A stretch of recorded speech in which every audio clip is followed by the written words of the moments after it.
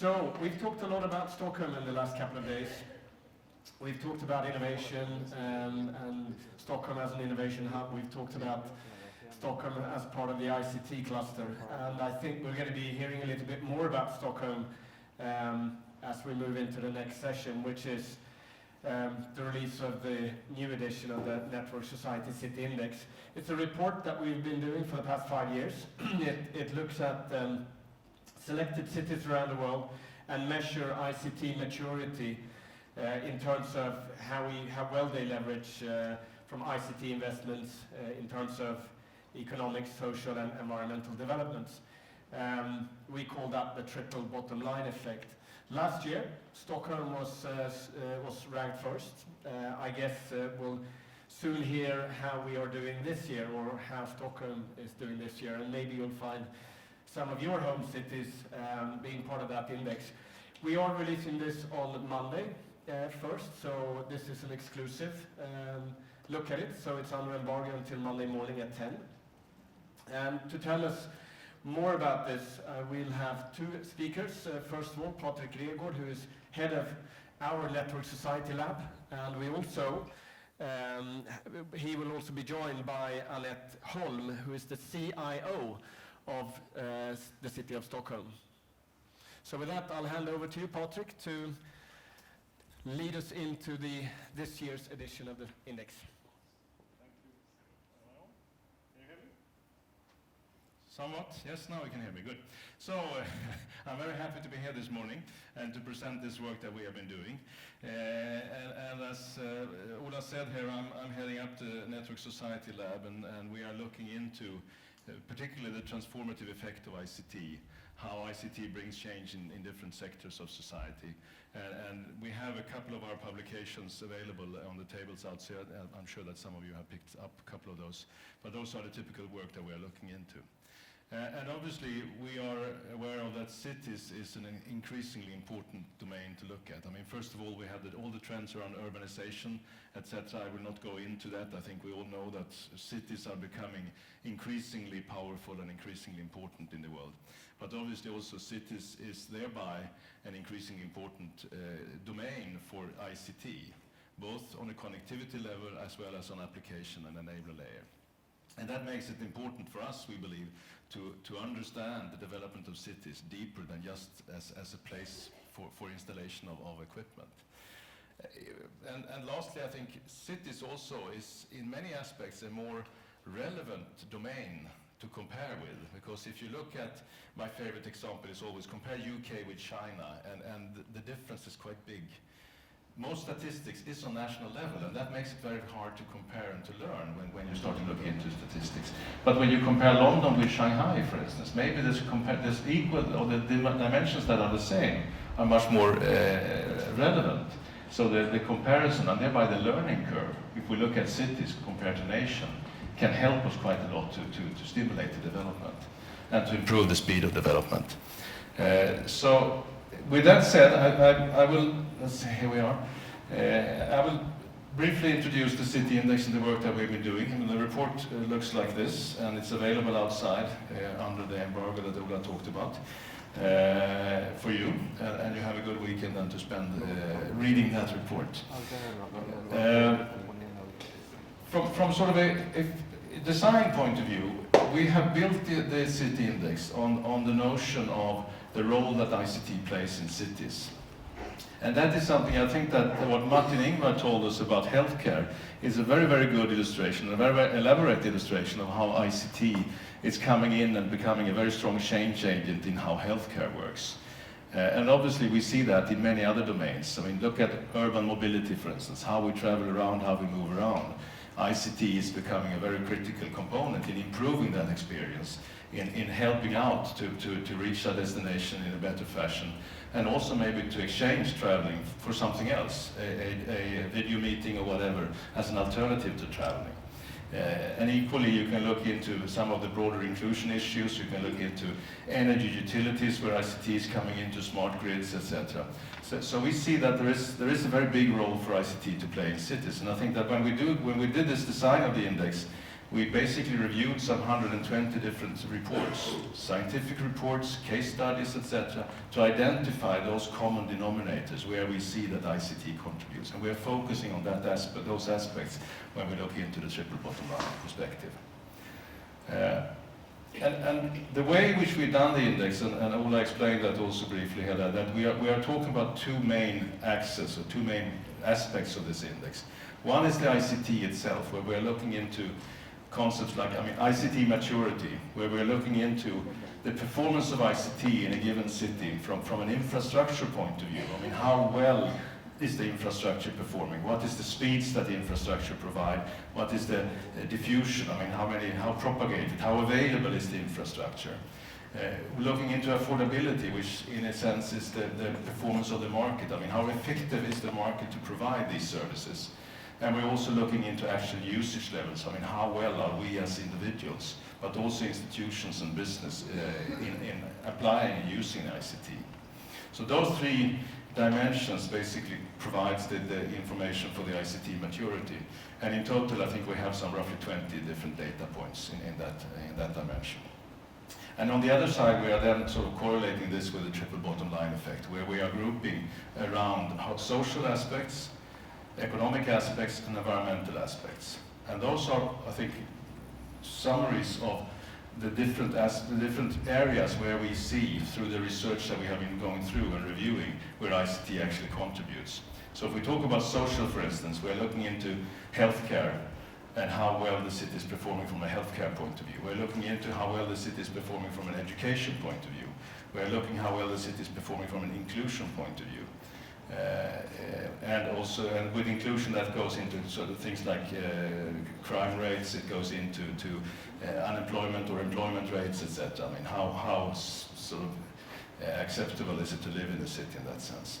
Economically, we're looking into both the current productivity of a city, measured primarily through GDP, but we're also looking into the future competitiveness of the city, where we are looking into the human capital, we're looking into intellectual capital being produced in the city, we are looking into high-tech sector, the size of the high-tech sector, we're looking into entrepreneurship, so we are capturing a couple of data points around what we think constitutes important aspects for the future success of the city. And then environmental piece is a bit different from the other ones, because environmental, typically when you have a city which is not very highly developed, you typically have quite a good environmental performance. Resource consumption is low. Typically the environmental conditions, if it's land, water or air, is quite good. Also the contribution to carbon dioxide globally is also quite low. But as development starts to kick in, often the environmental performance starts to worsen. And then we can see in our research that at some point, when you get to a higher level of development, we can see some signs so that the environmental indicators is actually starting to recover again. So if there's a typical pattern where ICT and social economic development follow each other, environmental is slightly different. But we believe that's an important aspect to bring into the equation. And we also believe that the environmental aspects are something which is of great concern and where ICT can contribute and for the future. So if we take a quick look into some of the aspects, if I sort of extract the social performance out of the triple bottom line and correlate that with ICT maturity, we can see that it's quite a steep curve in the beginning, and then it has a tendency maybe of flattening out a little bit. And I think there could be many different interpretations of this, but I think one reasonable explanation is that the social dimension is maybe slightly easier to target, and it's also maybe a little bit driven by individual initiatives and individual drive to improve your current situation, and thereby the whole situation in the city improves. So here I believe that it's more people that are driving the development maybe than institutions in that sense. Institutions are of course important, but they're not driving in the same sense, and ICT contributes to give the tools in the hands of people. If I take another dimension, which is then the economic competitiveness, which seems to follow a fundamentally different curve here, where we see that ICT maturity helps, but it takes quite some time before that kicks in. And we can sort of see the more profound impacts. And of course, I think that there's good reasons for this as well, because I think that economic competitiveness is something that it's a bit tougher to achieve. It requires more from institutions and organizations and enterprises within the city to respond to this and to develop to this. So for me, this is quite natural that you could see these kind of differences in patterns. But it's of course important to see what can we do to improve the economic competitiveness, and can we sort of stimulate the discussion, particularly around the low-performing cities here, just to run according to a faster trajectory then. May I ask a question on the time here? Is that my time or is that our time? It's my time. Okay. Sorry? Okay, so it's Annette's time as well. No, my time. Okay, thank you. Sorry for this little practical, but it's good to know. Good. Another thing that we can see, which is quite interesting, as Ola told us, we have published this report 5 years now. Last year, we went from the beta release to the real stuff, because last year we basically reshuffled or restructured the data model and created a much more robust model out of the learnings that we had in the 3 first years. And that is the data model that we have now also as a foundation for this report. And that means that we can start to make some comparisons still from 1 year to another. It's a short time cycle. I don't think we should sort of take too much conclusions in the details here. But if you look at this diagram where you have ICT maturity improvements on the x-axis, and you have the actual ICT maturity on the y-axis. So that meaning that the city which is high up has a high ICT maturity. And here you find obviously Singapore, Stockholm, Copenhagen, the cities that you would expect. And lower ICT maturity you have, I think it's Dhaka, Jakarta, Karachi, etc., which are the lower ICT maturity cities. But interestingly enough, we can see that the lower ICT maturity cities are the ones that are growing fastest now. So there is a little bit of a catch-up effect going on right now, where we see a much faster absorption of ICT in cities which are a little bit less developed. And it's even so that if I take Singapore as an example, Singapore has always been the prime example that we bring forward when we talk about the successful city and bringing ICT into practice. Singapore is actually the one city that is growing the lowest rate now in ICT maturity. So there is something now that some kind of a bottlenecks or some kind of a barriers that is stopping the development, hindering development, which probably needs to be looked in quite carefully in Singapore to drive the development forward. Stockholm, we'll come into Stockholm. I think Stockholm is performing quite well in relation to other cities of a similar maturity level. That Stockholm continues to improve its ICT maturity despite the very good position. But I think this calls for some discussions around, particularly the sort of more mature cities. What are the barriers? And my personal take on it is that we're probably seeing more challenges when you go into more mature use cases. And once again, Martin Ingvar explained that in a very good way, how difficult it is to sort of start to transform these systems. But he also explained, I think, the potential, if you can get this transformation to happen in the right way, it has could have a huge impact in terms of what output a given city or society will get from ICT. So my take on it is that we are sort of witnessing some of those barriers, and that's of course something that we need to deepen our understanding and deepen our discussion about as a basis of this. But we can also look into some of the basic research that we did for this year, because I mean every year we take a new look at the current state of knowledge, and we go through various kinds of reports, business reports, research reports, etc., around ICT and urban development. And there is, I think, it's a clear observation that we can see now that the debate or the discussion is shifting very much from previous years, where it was much about why do we need ICT, and making the case that ICT actually has a good contribution. I think that debate is largely behind us now. It's much more a discussion about how can we take advantage of ICT, and how should we progress the development using ICT in a more intelligent way in that sense. And when we look a little bit deeper, I think that we identify two main parameters that comes in there. There is a long list of suggestions that you can read out of all of these different sources. But one thing that strikes us is around leadership. that we used to talk about ICT as sort of the issue for big visionary leadership, a very top-down kind of a leadership.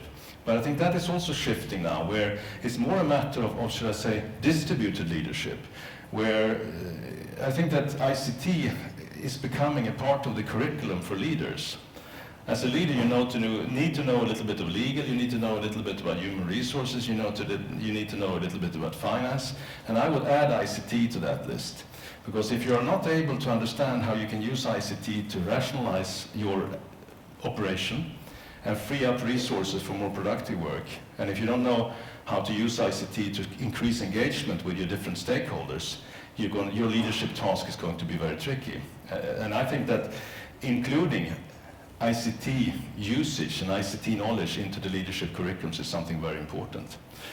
One thought that comes through here is more of an entrepreneurial model, where the major is sort of driving an entrepreneurial agenda throughout the city organization to make more initiatives come through and be realized without necessarily waiting for the centrally orchestrated initiatives. That was maybe necessary when we rolled out the infrastructure, but now we use it, it becomes more of a natural thing. But also using ICT to open up for a broader engagement, where civic participation can happen across basically all kinds of borders. And I think that there are lots of examples where cities open up their ruling principles and let citizens participate in budgeting processes, in prioritization of where different resources shall be allocated from a repair and maintenance point of view, in policy making, invite people to participate in policy making, etc. So I think that is something which is also a common theme in terms of how the leadership of cities is changing to a much more open and transparent way of leading, and an inclusive way of leading. And then also, I think the informational ecosystem. Martin was into that when we talk about healthcare. I think it goes across more sectors than that it's a matter, and Rio de Janeiro is quite interesting, where they have this sort of the city operations center, where they are gathering information, both from their own operation, but also from business, from other sources, into more of a kind of a dashboard, or a city management center, where decisions can be taken, and where also analysis can be made, and predictions can be made, meaning that you can move from being more reactive to preventing.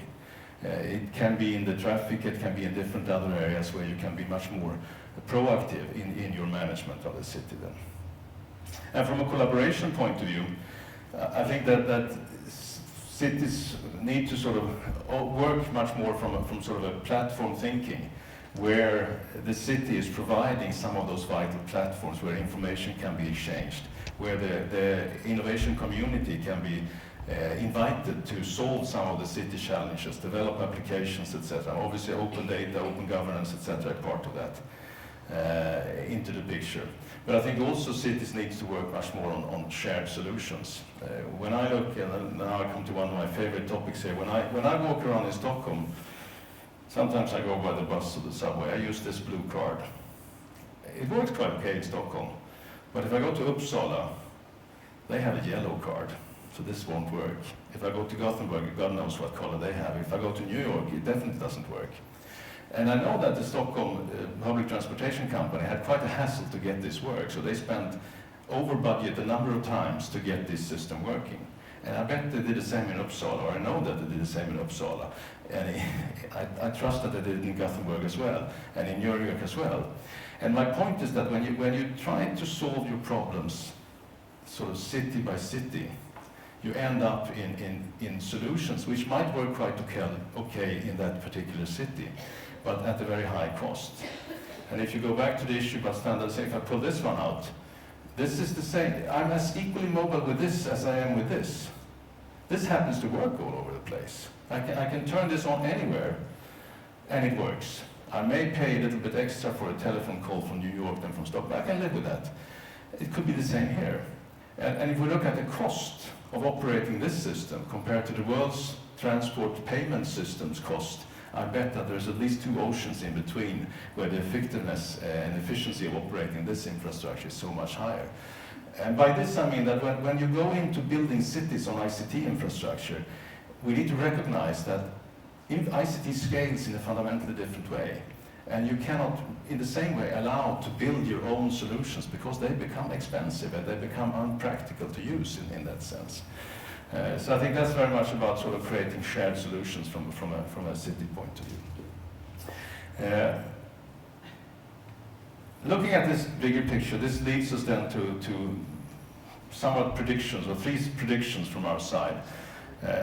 One, I think I've already touched upon, that collaboration is something that is going to change fundamentally. And I think once again, what we heard about healthcare is just one way where the patients are needs to be much more engaged into the whole process. And I think that goes across basically all sectors.